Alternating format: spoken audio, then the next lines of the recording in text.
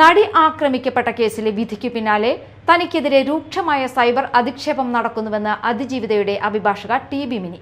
തനിക്ക് നേരെ വ്യക്തി അധിക്ഷേപവും നുണ പ്രചരിപ്പിക്കലും ഉണ്ടാകുന്നുവെന്നും വക്കാലത്ത് അവസാനിപ്പിച്ച ശേഷം കൂടുതൽ കാര്യങ്ങൾ പറയാനുണ്ടെന്നും അഭിഭാഷക മാധ്യമങ്ങളോട് വ്യക്തമാക്കി.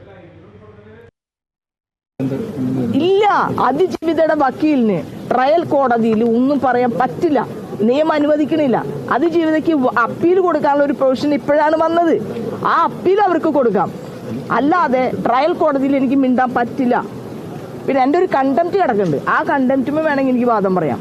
അതല്ലാത്ത ഒരു ഇതിനും പറ്റില്ല. ഈ ആളുകളെല്ലാവരും പറഞ്ഞ എന്തറിയാമോ, അതിജീവിതയുടെ വക്കീൽ കേസ് നടത്തി തോറ്റുന്നു. ഞാൻ എവിടെ കേസ് നടത്തി തോറ്റിയത്? ഞാൻ കേസ് നടത്തി ജയിച്ച ആളാണ്.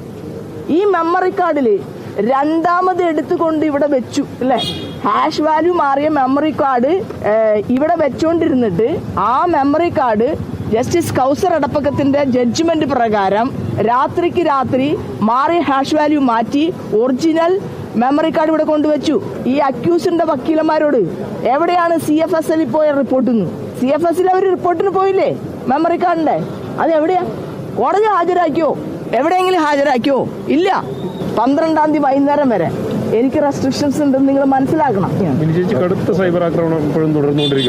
നീ സൈബർ കാണുന്നില്ലേ? 12-ാം തീയതിക്ക് ശേഷം ഞാൻ വെറും അഡ്വക്കേറ്റ് ടി.ബി. മിനിയാണ്.